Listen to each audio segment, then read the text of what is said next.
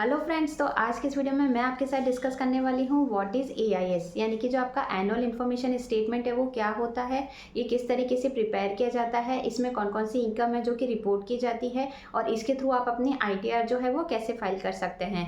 तो अब आपका जो एनुअल इन्फॉर्मेशन स्टेटमेंट होता है वो आपका एक मोस्ट इंपॉर्टेंट डॉक्यूमेंट माना जाता है आईटीआर फाइलिंग के पर्पज से।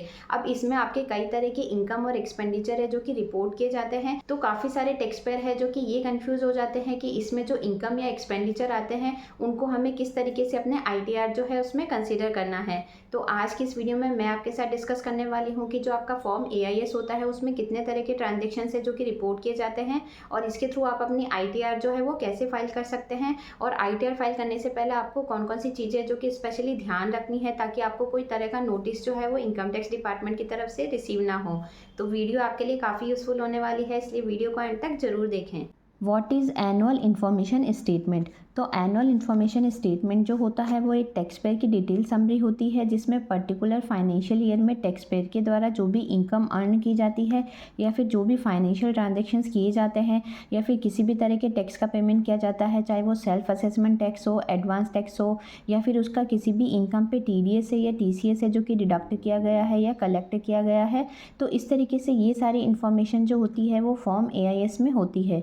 अब ये फॉर्म एआईएस जो है वो tax payer income tax portal पे जाके लॉगिन करके वहाँ से रिसीव कर सकता है। तो इस तरीके से ये जो फॉर्म एआईएस होता है वो किस तरीके से प्रिपेयर होता है, यानी कि जो इसमें इंफॉर्मेशन आती है वो कहाँ से आती है। तो अब यदि मान लो आपको पर्टिकुलर फाइनेंशियल ईयर में कोई भी इनकम है जो कि रिसीव होती है और उस इनकम पे यदि टीडीएस डिडक्टर के द्वारा या टीसीएस कलेक्टर के द्वारा यदि आपका कोई टीडीएस है जो कि डिडक्ट किया जाता है, तो उस केस में जो टीडीएस डिडक्टर होता है या जो टीसीएस कलेक्टर होता है उसके द्वारा जब टीडीएस की रिटर्न फाइल की जाती है तो रिटर्न फाइल करने के बाद ये डेटा आपके एआईएस में रिफ्लेक्ट होते हैं। या फिर मान लो अगर आप जीएसटी में एक रजिस्टर्ड पर्सन है और यदि आपके द्वारा किसी रजिस्टर्ड पर्सन से कोई सेल की जाती है या परचेज की जाती है तो उस केस में ये डेटा आपके जीएसटीआईएन से आपके एआईएस में रिफ्लेक्ट होते हैं। नेक्स्ट है, यदि मान लो आपके द्वारा बैंक में कोई एफडी कराई जाती है या फिर आपके द्वारा किसी भी फाइनेंशियल इंस्टीट्यूशन से अगर कोई लोन लिया जाता है या फिर आप कोई प्रॉपर्टी परचेज करते हैं और उसकी रजिस्ट्री कराते हैं किसी रजिस्ट्रार से, या फिर आप कहीं जॉब करते हैं और आपको अपने एम्प्लॉयर से कोई सैलरी है जो कि रिसीव होती है, या फिर मान लो आप शेयर मार्केट में ट्रेडिंग करते हैं,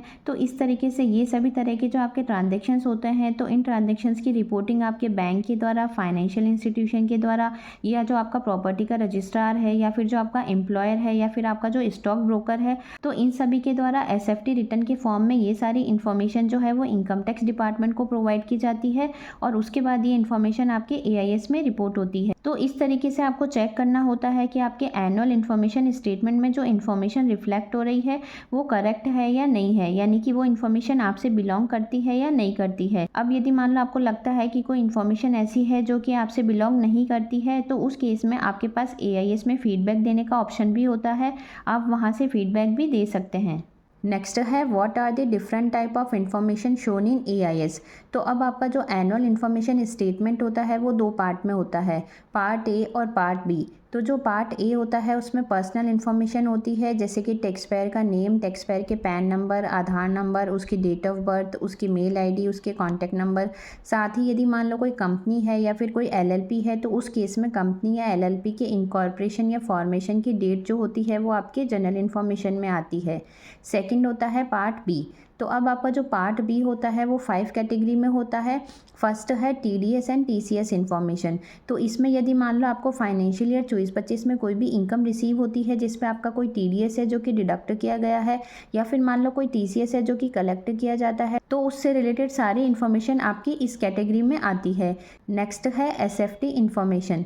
तो अब यदि मान लो आपके द्वारा फाइनेंशियल ईयर 24-25 में कोई भी फाइनेंशियल ट्रांजेक्शन्स किए जाते हैं और वो ट्रांजेक्शन्स यदि एक सर्टेन लिमिट से ज़्यादा हो जाते हैं तो उन्हें सिग्निफिकेंट फाइनेंशियल ट्रांजेक्शन्स माना जाता है और इन ट्रांजेक्शन की रिपोर्टिंग भी आपके एआईएस में की जाती है। नेक्स्ट है पेमेंट ऑफ टैक्सेस। तो अब यदि आपके द्वारा फाइनेंशियल ईयर 24-25 में कोई भी एडवांस टैक्स है, सेल्फ असेसमेंट टैक्स है या रेगुलर टैक्स है या कोई भी डिमांड है जिसका पेमेंट किया जाता है तो उसकी इन्फॉर्मेशन आपके एआईएस में शोन होती है।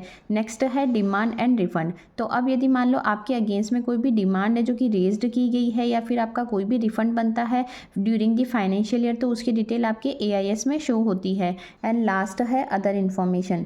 तो जो आपका अदर इन्फॉर्मेशन का टैब होता है उसमें यदि मान लो आपको रिफ़ंड पे कोई इंटरेस्ट मिलता है या फिर आपने कोई भी फॉरेन रेमिटेंस किया है या कोई भी फॉरेन करेंसी परचेज़ की है तो उसकी डिटेल आपकी अदर इन्फॉर्मेशन में शो होती है।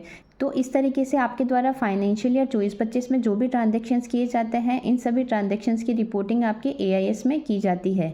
नेक्स्ट है सिग्निफिकेंट फाइनेंशियल ट्रांजैक्शन। तो अब यदि आपके द्वारा पर्टिकुलर फाइनेंशियल ईयर में अगर कोई भी ट्रांजेक्शन्स है जो कि एक सर्टेन लिमिट से ज़्यादा किए जाते हैं कैश में तो उन्हें सिग्निफिकेंट फाइनेंशियल ट्रांजैक्शंस माना जाता है और इन ट्रांजैक्शन की रिपोर्टिंग भी आपके एनुअल इन्फॉर्मेशन स्टेटमेंट में की जाती है। तो अब आपके सिग्निफिकेंट फाइनेंशियल ट्रांजैक्शंस कौन से होते हैं? तो अब यदि मान लो आपके द्वारा एक फाइनेंशियल ईयर में यदि कोई भी बैंक ड्राफ्ट है या पेमेंट ऑर्डर है या बैंकर्स चेक है या फिर RBI की कोई भी प्रीपेड इंस्ट्रूमेंट है जो कि 10 लाख रुपए से ज़्यादा कैश में परचेज किए जाते हैं तो इनकी रिपोर्टिंग आपके AIS में की जाती है। नेक्स्ट है यदि मान लो आपके द्वारा एक फाइनेंशियल ईयर में 10 लाख रुपए से ज़्यादा का अगर कोई कैश है जो कि सेविंग अकाउंट में डिपॉजिट किया जाता है या विड्रॉल किया जाता है तो इसकी रिपोर्टिंग भी आपके AIS में की जाती है। नेक्स्ट है यदि एक फाइनेंशियल ईयर में आपके द्वारा करंट अकाउंट में 50 लाख रुपए से ज़्यादा का अगर कैश डिपॉजिट किया जाता है या विड्रॉल किया जाता है तो इनकी रिपोर्टिंग भी आपके AIS में की जाती है। नेक्स्ट है यदि मान लो आपके द्वारा एक फाइनेंशियल ईयर में कोई प्रॉपर्टी है जो कि परचेज की जाती है या सेल की जाती है और उसकी स्टैम्प ड्यूटी वैल्यू यदि 30 लाख रुपए से ज़्यादा है तो इसकी रिपोर्टिंग भी आपके AIS में की जाती है। नेक्स्ट है यदि मान लो आपके द्वारा शेयर मार्केट में या म्यूचुअल फंड में कोई इन्वेस्टमेंट किया जाता है या फिर आपके द्वारा डिवेंचर्स या बॉन्ड है जो कि परचेज किए जाते हैं तो उसकी वैल्यू यदि 10 लाख रुपए से ज़्यादा है एक फाइनेंशियल ईयर में तो इसकी रिपोर्टिंग भी आपके AIS में की जाती है। नेक्स्ट है यदि आपके द्वारा क्रेडिट कार्ड के बिल का पेमेंट 1 लाख रुपए से ज़्यादा कैश में किया जाता है। नेक्स्ट है यदि मान लो आपके द्वारा बायबैक किया जाता है शेयर का और उसकी वैल्यू यदि 10 लाख रुपए से ज़्यादा है। नेक्स्ट है यदि मान लो आपके द्वारा कोई भी गुड्स है जो कि सेल किया जाता है या फिर कोई भी सर्विस है जो कि प्रोवाइड की जाती है तो उसके बदले में जो आप पेमेंट रिसीव करते हैं वो 2 लाख रुपए से ज़्यादा यदि कैश में है तो उस केस में इन ट्रांजेक्शन की रिपोर्टिंग भी आपके AIS में की जाती है। नेक्स्ट है यदि मान लो आपके द्वारा क्रेडिट कार्ड के बिल का पेमेंट अदर देन कैश में किया जाता है और उसकी अमाउंट यदि 10 लाख रुपए से ज़्यादा है तो ये ट्रांजेक्शन भी आपके AIS में रिपोर्ट होते हैं। नेक्स्ट है यदि मान लो आपके द्वारा एक फाइनेंशियल ईयर में अगर बैंक में कोई भी FD कराई जाती है कैश में और उसकी वैल्यू यदि 10 लाख रुपए से ज़्यादा है तो ये ट्रांजेक्शन भी आपके AIS में रिपोर्ट होते हैं।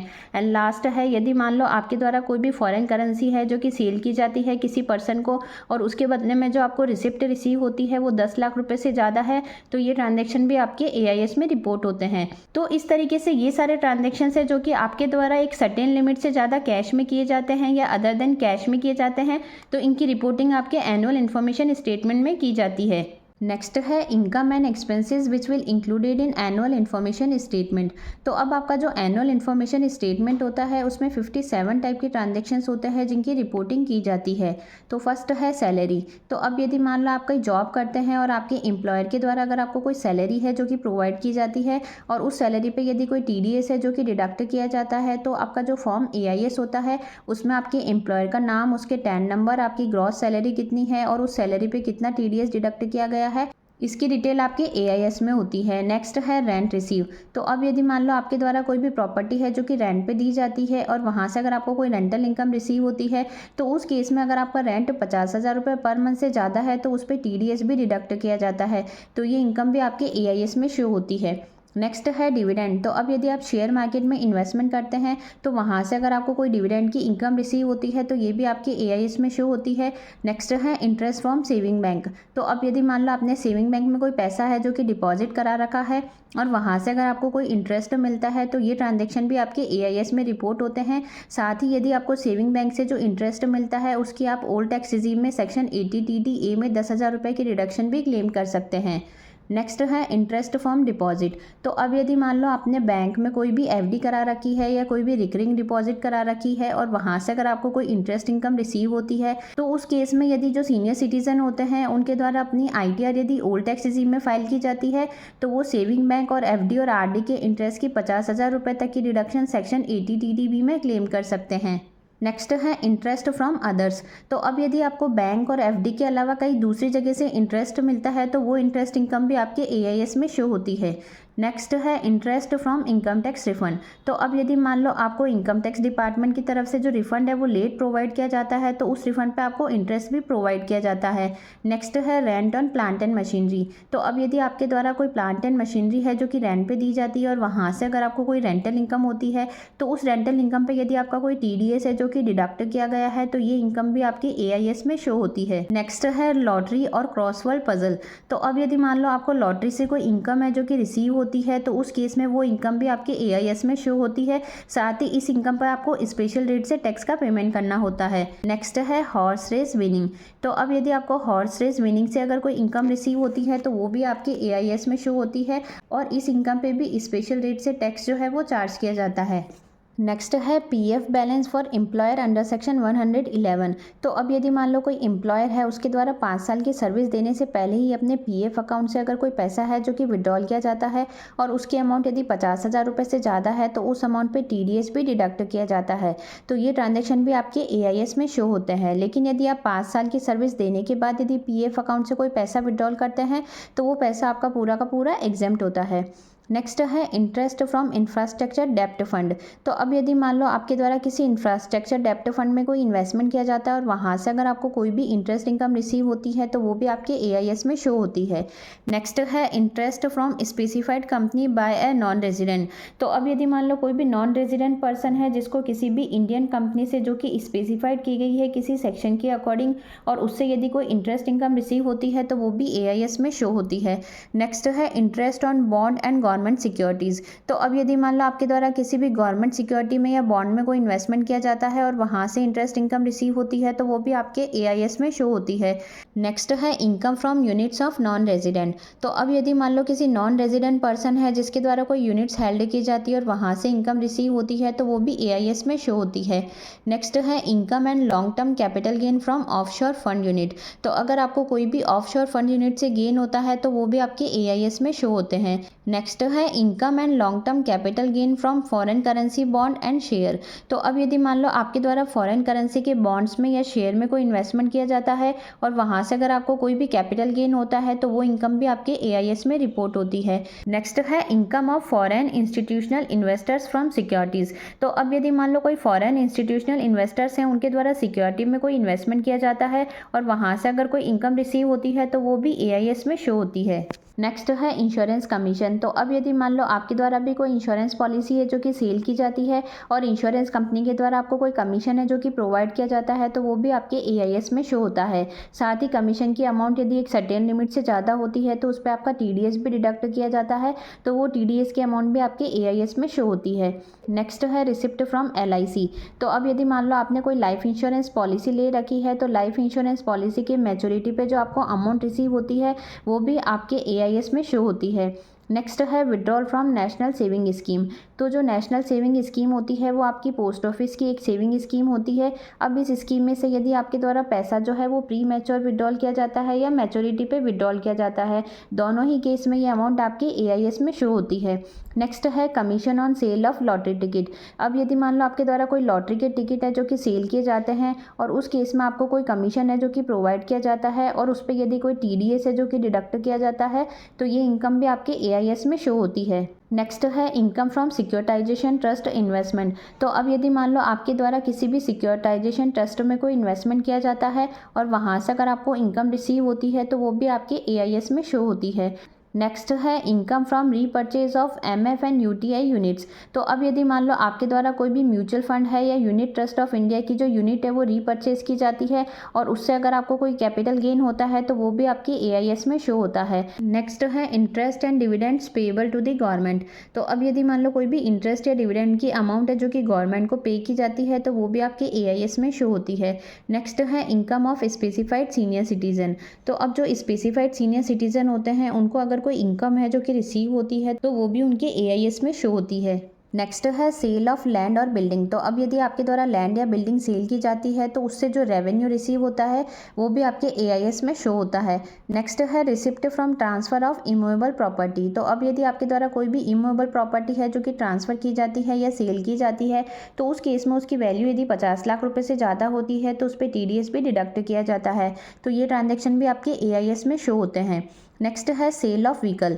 तो अब यदि मान लो आपके द्वारा कोई भी मोटर व्हीकल है जो कि सेल किया जाता है तो उस केस में आपको जो अमाउंट रिसीव होती है वो भी आपके एआईएस में शो होती है। नेक्स्ट है sale of securities and mutual fund units. तो अब यदि आपके द्वारा कोई भी सिक्योरिटीज़ या म्यूचुअल फंड की यूनिट्स है जो कि सेल की जाती है तो उसकी अमाउंट भी आपके एआईएस में शो होती है। नेक्स्ट है ऑफ मार्केट डेबिट ट्रांजेक्शन। तो अब यदि मान लो कोई भी डिपॉजिटरी है या रजिस्ट्रार है या फिर कोई भी ट्रांसफ़र एजेंट है जिसके द्वारा ऑफ मार्केट ट्रांजैक्शन से रिलेटेड अगर कोई भी डिटेल है जो कि सबमिट की जाती है तो वो भी आपके एआईएस में शो होती है। नेक्स्ट है बिजनेस रिसिप्ट। तो अब यदि मान लो आपको कोई बिजनेस की इनकम रिसीव होती है, जैसे कि यदि आपके द्वारा कोई प्रोफेशनल या टेक्निकल सर्विस है जो कि प्रोवाइड की जाती है या फिर आपको कोई भी कमीशन या ब्रोकरेज की या फिर कॉन्ट्रैक्टर्स पेमेंट रिसीव होता है जिसपे अगर कोई आपका टीडीएस है जो कि डिडक्ट किया गया है तो ये इनकम भी आपके एआईएस में शो होती है। नेक्स्ट है जीएसटी सेल्स टर्नओवर। तो अब यदि आप जीएसटी में एक रजिस्टर्ड पर्सन है और आपके द्वारा जीएसटी की रिटर्न फाइल की जाती है तो उस केस में आपका जो टर्नओवर आ रहा है जीएसटी में वो भी आपके एआईएस में रिपोर्ट होता है। नेक्स्ट है जीएसटी परचेज। तो अब यदि मान लो आपके द्वारा बिजनेस से रिलेटेड अगर कोई गुड्स है जो कि परचेज किया जाता है तो उस केस में जिस रजिस्टर्ड पर्सन से आपके द्वारा परचेज की जाती है उसकी डिटेल भी आपके एआईएस में शो होती है। नेक्स्ट है बिजनेस एक्सपेंसेस। तो अब यदि आपको अपना बिजनेस ऑपरेट करने के लिए कोई खर्चे किए जाते हैं या फिर मान लो आपके द्वारा कोई भी प्रोफेशनल और टेक्निकल सर्विस प्रोवाइड की जाती है और उसके दौरान यदि आपके द्वारा कोई खर्चे किए जाते हैं तो वो भी आपके एआईएस में शो होते हैं।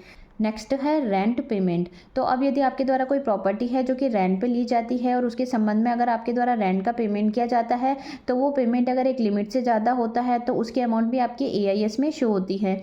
नेक्स्ट है मिसलिनियस पेमेंट। अब जैसे कि यदि आपके द्वारा कॉन्ट्रैक्टर को अगर कोई पेमेंट किया जाता है या फिर आपके द्वारा लाइफ इंश्योरेंस प्रीमियम है या क्रेडिट कार्ड के बिल का जो पेमेंट किया जाता है ये सारे मिसलिनियस पेमेंट भी आपके एआईएस में शो होते हैं। नेक्स्ट है कैश डिपॉजिट। तो अब यदि आपके द्वारा सेविंग बैंक में 10 लाख रुपए से ज़्यादा और करंट अकाउंट में 50 लाख रुपए से ज़्यादा डिपॉजिट की जाती है तो वो भी आपके एआईएस में शो होते हैं। नेक्स्ट है कैश विड्रॉल। तो अब यदि आपके द्वारा एक फाइनेंशियल ईयर में अपने सेविंग अकाउंट से 10 लाख रुपए से ज़्यादा और करंट अकाउंट में 50 लाख रुपए से ज़्यादा का कैश विड्रॉल किया जाता है तो वो भी आपके एआईएस में शो होते हैं। नेक्स्ट है कैश पेमेंट। तो अब यदि मान लो आपके द्वारा कोई भी गुड्स है जो कि परचेज़ किया जाता है या कोई भी सर्विस ली जाती है और उसके संबंध में जो आपके द्वारा पेमेंट किया जाता है वो पेमेंट यदि आप 2 लाख रुपये से ज़्यादा कैश में करते हैं तो वो भी आपके एआईएस में शो होते हैं। नेक्स्ट है outward foreign remittance and purchase of foreign currency. तो अब यदि मान लो आपके द्वारा कोई भी फॉरेन करेंसी है जो कि परचेज़ की जाती है और उसके लिए अगर कोई भी मनी है जो कि आपके द्वारा इंडिया के बाहर भेजी जाती है तो वो भी अमाउंट आपके एआईएस में शो होती है। नेक्स्ट है रिसिप्ट ऑफ फॉरेन रेमिटेंस। तो अब यदि मान लो किसी भी एनआरआई को कोई भी रॉयल्टी है या टेक्निकल फीस है जो कि रिसीव होती है इंडिया से तो वो भी एआईएस में शो होती है। नेक्स्ट है payment to non resident by sports association. तो अब यदि मान लो कोई भी एनआरआई है उसके द्वारा इंडिया में किसी भी गेम में पार्टिसिपेट किया जाता है तो वहाँ से उसे जो भी इनकम रिसीव होती है वो भी एआईएस में शो होती है। नेक्स्ट है फॉरेन ट्रैवल। तो अब यदि मान लो आपके द्वारा कोई फॉरेन ट्रैवलिंग की जाती है और उस पर यदि एक सर्टेन लिमिट से ज़्यादा एक्सपेंडिचर किया जाता है तो उस केस में ये ट्रांजेक्शन भी आपके एआईएस में शो होते हैं। नेक्स्ट है परचेज ऑफ इमूवेबल प्रॉपर्टी। तो अब यदि आपके द्वारा पर्टिकुलर फाइनेंशियल ईयर में कोई भी इमूवेबल प्रॉपर्टी है जो कि परचेज़ की जाती है और उसकी वैल्यू यदि 30 लाख रुपए से ज़्यादा होती है तो वो भी आपके एआईएस में शो होती है। नेक्स्ट है परचेज ऑफ व्हीकल। तो अब यदि आपके द्वारा कोई भी मोटर व्हीकल है जो कि परचेज़ किया जाता है और वो सर्टेन लिमिट से ज़्यादा होता है तो ये भी आपके एआईएस में शो होता है। नेक्स्ट है परचेज ऑफ टाइम डिपॉजिट। तो अब यदि आपके द्वारा किसी टाइम डिपॉजिट में इन्वेस्टमेंट किया जाता है तो ये भी आपके एआईएस में शो होता है।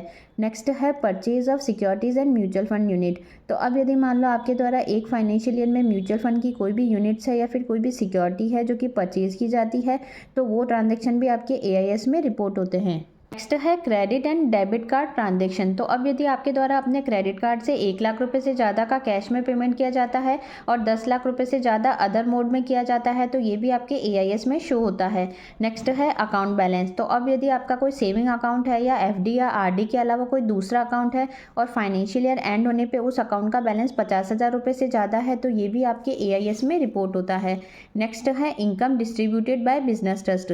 तो अब यदि मान लो किसी भी बिजनेस ट्रस्ट की यूनिट के द्वारा अगर आपको कोई इनकम है जो कि डिस्ट्रीब्यूट की जाती है तो वो भी आपके AIS में शो होती है।